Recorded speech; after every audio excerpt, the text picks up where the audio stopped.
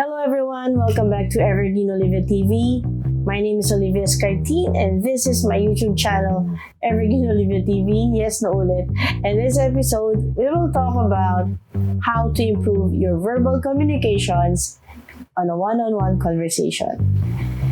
And if you're wondering how, I came up with this 4-letter easy to remember abbreviation, and I would like to apologize of its true meaning, but the abbreviation actually spells out as lust, L-U-S-T. And on the next video, we will break it down, and I hope you'll find this very, very helpful.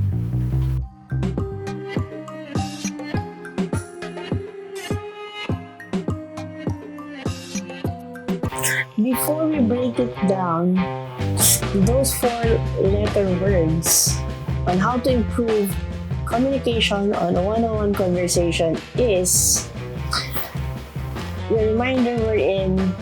It is much better to be natural than to memorize all these things and be awkward. Or I think the word is not really awkward. Okay lang maging awkward. But it's much better to be true, authentic, and at least just being you, so that the person that you're speaking with would get the energy that you're being honest and truthful, at least, no? So, anyway, going back to our 4-letter word, which is, if you read them out, it's gonna spell out completely as L-U-S-T. And yes, it's a very, very nice word. And let's get back to it. So, the first word is listening. So, the first word for this 4-letter reminder is listening. So, listen. So, bakit listen? Most of the time when we have a conversation with people, we are always excited what we want to share, and we already have a say in our head, di ba? Pagka may mga opinions or may mga usap-usapan, be it at work, business, or other stuff. And oftentimes, we're already thinking what we want to say, no, or what we want to get the message across. However, there's a possibility that we fail to listen. And, well, of course, it's normal, we're human. However, it's nice to remember that we're supposed to genuinely, intently, and deeply listen to the things that people are saying. Okay, let's suppose you have a customer, a prospect customer for your freelancing activity or for your freelancing service, and they need a website, right? So, if in case you're in that situation that your head and thoughts is full of like, ano sasabihin ko, kailangan ko singilin to, ito yung price ko, you might fail to hear what your prospect client is telling you. The signs and the elements that you usually need is also from what they are saying. So you can actually pick it up. You can pick up the words that they've been already saying. And definitely, sometimes it's even between the lines, so although it should be specific. Pero ang importante is yun nga, you have to listen on the words that they say and the pain points that they are sharing. And all of these things, it has to come from the person that you're talking to. So, if you're not able to listen what they're saying, then definitely whatever you'll be returning to them is not relevant sa kanila. Alright? So, I hope that's pretty much clear. Next word. Ayan. So, the next word natin is related from the first word, which is listening. And without listening, you will not, letter U, this is the second word, understand. So, syempre, after listening, it will resort to, or it will result to understanding. And definitely, these two go hand in hand because in any conversations also, kailangan mo maintindihan ang kausap mo, hindi yung Hindi yung maintindihan mo lang kung ano yung sinabi niya, hindi lang yung, maintindihan ka na 1, 2, 3, 4, 5 yung sinabi niya. Ang importante is, within that conversation, at least, to be able to get that person's perspective. Mean to say, ano yung pinagdadaanan niya, ano yung sitwasyon, ano yung scenario, or in other words, this is what we also use the term na putting yourselves in their shoes. Okay, so, and it's very helpful.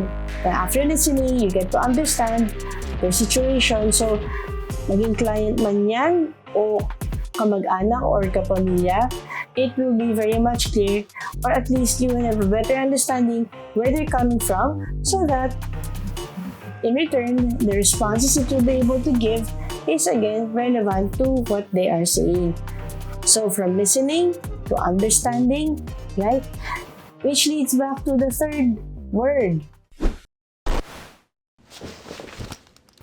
This next third word is actually silence. No? So, isa din ako sa mga biktima na to. I'm so engrossed and hyped whenever I meet people and start conversing and all and everything about what we want to say. No? So, this third word, silence, means, of course, you will be replying to the person that you're talking to. You're not gonna be like super silent and not say anything. But the point here is that during the time that the person you're speaking with, so nakikinig ka, ganyan natin, sinasabi siya, ang importante is that we shut up, stay silent, and not butt in. No? So, mean to say is that take all the time for you to absorb everything that they're saying, so that again, ang purpose mo dito is it should be a two-way street wherein what they're telling you, you'll be able to respond relevant to the matter of what they're saying. And I'll get to the bottom later on the overall dynamics of what we're trying to accomplish here. So, kung bakit helpful na gawin itong very, very few steps. Just, actually, it's more of a reminder, not really steps. It's just a reminder of how to have a better conversation. Because lahat tayo magkakaiba eh. Maybe the approach that you're doing, when you engage with people, definitely have your own style, no? And I don't want to be dogmatic about that. So, again, from listening to understanding and silence, or the other word like, shut up. So stay silent. Okay. During the time that the other person is talking. Okay. So this last word, which spells out as lost. No? So listening, understanding, silence. And the last word is thoughtfulness. And bakit thoughtfulness? Thoughtfulness. Why thoughtfulness? Right? So, the reason that thoughtfulness does enhance the ability to have a better conversation with someone is because now that you are understanding the perspective of the person that you're speaking to, now you will be able to identify ano ba kailangan ng tao, or at least what is the message that the person you're speaking with really needs. So, from listening, understanding, staying silent during the course of the conversation when the other person is speaking, and being thoughtful would allow us to have that two-way street we're in. I get what you're saying. I'm understanding where you're coming from. I now know what you need. Therefore, the words that I will be spitting out, or at least the words that I will be communicating with you, is relevant na. It does happen perhaps at a certain point in time that you are feeling that you're not able to connect, right? So, you really also say that all these 4 things or 4 reminders, it's a way also to kind of like connect deeper with the person that you are engaging with. And how is that even relevant, right? So bakit ba importante na to have a better conversation and to have all this understanding, thoughtfulness, and listening, and actively listening, so that all in all, you don't waste each other's time. So what's the point in having a long discussion na just ends up misunderstanding and not being able to progress and move forward, right? So at least this kind of like very basic light framework of listening, understanding, staying silent, and thoughtfulness is a great jumpstart for having a better communication in a one-on-one conversation. And yes, what I mentioned here is more of in the internet setup, kasi it's impossible if you're speaking it's impossible naman to do this when you're having a public speaking engagement or in a very big crowd or audience.